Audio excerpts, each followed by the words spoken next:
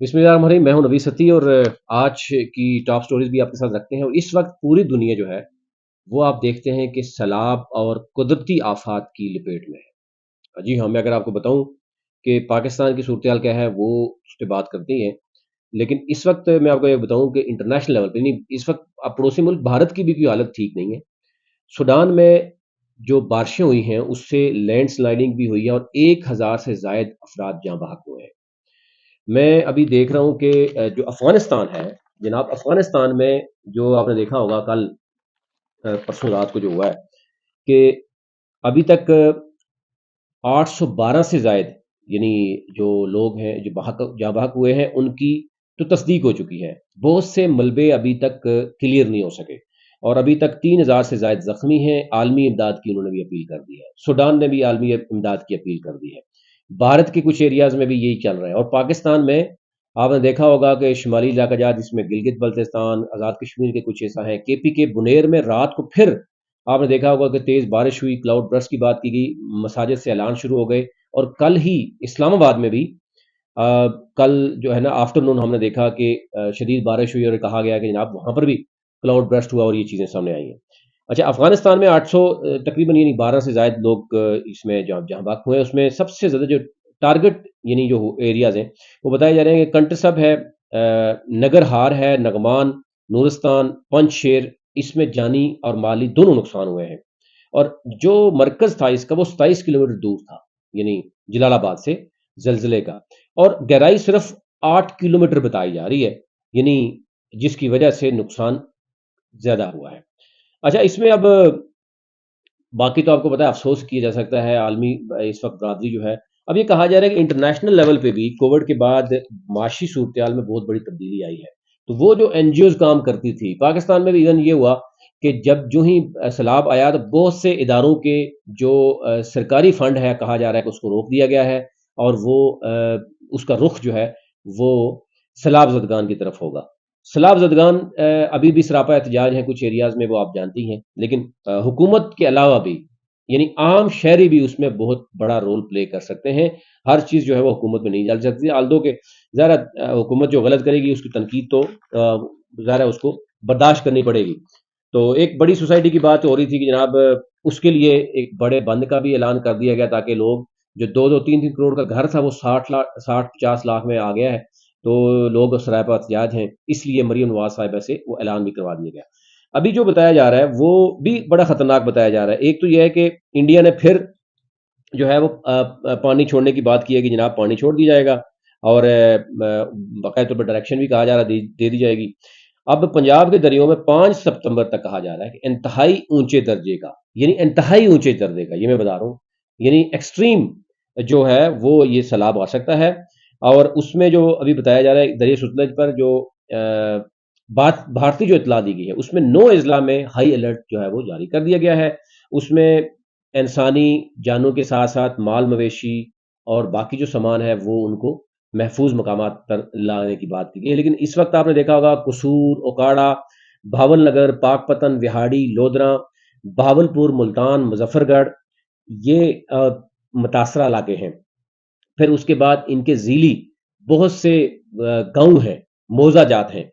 और मोज़ा जात की बात करें तो 3,000 के करीब ऐसे मोज़ा जात या गाँव हैं जो अभी तक जो मुतासर हो चुके हैं, जहाँ पर मुख्तलिफ तरह की बीमारियाँ फूट चुकी हैं।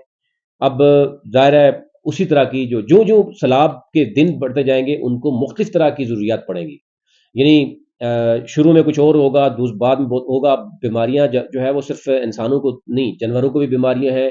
फिर वहाँ पर जो फूड जो है वो कहा जा रहा है कि स्कार्सिटी का मसला आ रहा है।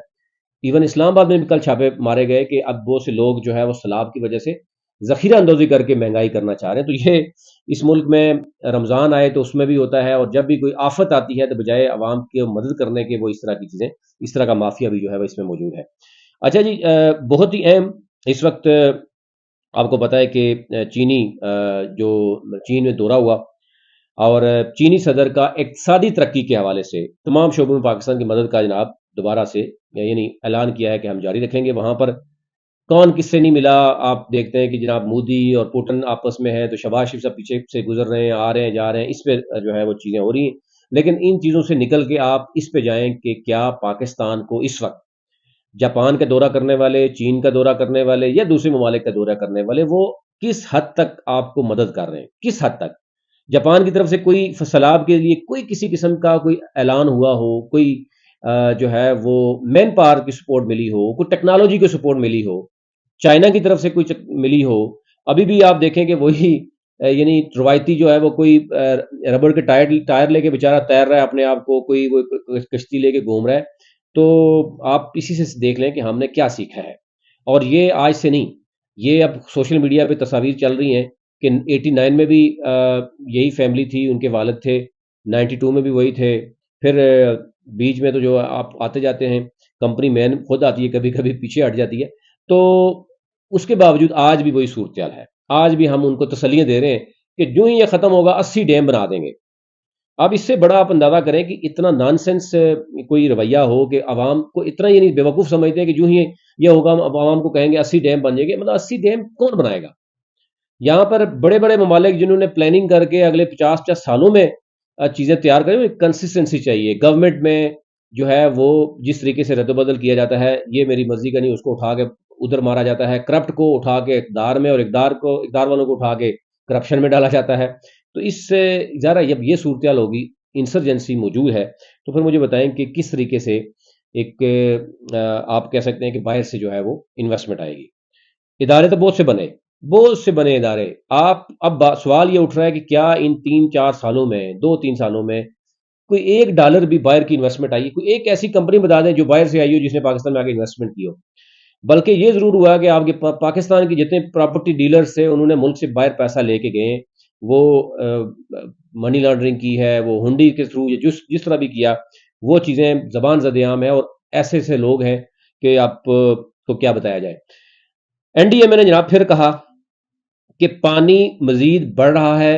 ملتان کے ہیڈ محمد والا میں شگاف جو ہے وہ پڑھ سکتا ہے، جس کے اگینسٹ جو ہے وہ تمام جو باقی علاقے ہیں وہ سارے کے سارے اس میں بہ جائیں گے. اب دیکھیں یہ ساری صورتحال اس وقت موجود ہے، اور ہماری حکومت کتنی سنجیدہ ہے. دوسری طرف آپ دیکھیں تو قومی اسمبلی کا اجلاس ہوا کل بھی اور آج بھی، اور اس میں جناب بات ہو رہی ہے کہ جنگلات کاٹنے اور دریاؤں پر سوسائٹیز بنانے کے خلاف کارروائی کا مطالبہ کر رہے ہیں. آپ اندازہ کر سکتے ہیں اس سے کہ اب قومی اسمبلی بھی یہ رہ گئی ہے کہ جو سیلاب آئے ہوئے اتنا عرصہ ہو گیا، اور اس کے بعد بس وہ قومی اسمبلی میں سے سوال جواب ہوتے ہیں. مطلب بولنے والا بھی اپنے آپ کو بعد میں کہہ رہا ہوتا ہے دیکھیں جی میری ویڈیو بنا کے وائرل کر دو. اور یعنی ہر بندہ اپنی اپنی حاضری لگا رہا ہے اور کمیٹیاں اٹینڈ کر رہا ہے. کروڑوں روپے سے غریب عوام کے نام پہ ٹیکس دیا جا رہا ہے. دوسری طرف افسوس کی بات یہ ہے کہ مریم نواز صاحبہ ایک بریانی کا ڈبہ ہے، اس پر بھی ان کی تصویر لگتی ہے، اور یہ کہا جا رہا ہے کہ اس میں 50 روپے کی بریانی ہے اور 100 روپے کا ڈبہ پڑ رہا ہے اس غریب عوام پر. کوئی ایسا تھیلا نہیں ہے، بیگ نہیں ہے جس میں مریم نواز کی تصویر نہیں. تو یہ احساس کمتری کے شکار ہیں. یہ کیا معاملہ ہے؟ یعنی عوام سیلاب میں دبی ہوئی ہے، اور پرنٹنگ کے لیے لوگوں کو یعنی پرنٹنگ مشینوں میں لایا جا رہا ہے. آپ صرف اس چیز سے اندازہ لگائیے گا کہ یہ جو مارکیٹنگ اور یعنی جو کیا ہے، اس پہ اربوں روپے لگائے جا رہے ہیں. یعنی اگر کروڑوں روپے ان میں سے عوام کو بھی مل جاتے تو شاید یہ معاملات حل ہو جاتے. کوئی وزیر اٹھ کے جاتا ہے، بچوں کے ساتھ بیٹھتا ہے، کہتا ہے جی آپ نے چاول کھائے ہیں، بوٹی کھائی تھی. یہ ہمارے وزراء آپ عوام کے ساتھ ان کی تذلیل کر رہے ہیں، اور وہ ویڈیو سوشل میڈیا پہ چڑھا رہے ہیں، ہاں جی بوٹی کھائی تھی بچے نے. تو اس سے آپ اندازہ کر سکتے ہیں جی. باقی جو ہے نا وہ ظاہر وزیر اعظم صاحب اس وقت وزیر اعظم کا جو دورہ چین تھا، باقی ممالک بھی تھے، بھارت بھی تھا، اور جو ملاقاتیں ہوئی ہیں اس میں اعلامیہ تو اس طرح کا کوئی نہیں آیا، خبریں پرائیویٹ میڈیا ہی چلا رہا ہے. تو انہوں نے کہا جی کہ عوامی جمہوریہ چین کے صدر شی جن سے ملاقات بھی کی ہے، اور اس میں جو ہے انہوں نے کہا جی کہ ہم جو پاکستان کے ساتھ تعاون جاری رکھیں گے. کوئی نئی چیز سامنے نہیں آئی. ظاہر ہے جو ایونٹ تھا، اس ایونٹ میں صرف پاکستان نہیں تھا، بہت سے ممالک تھے.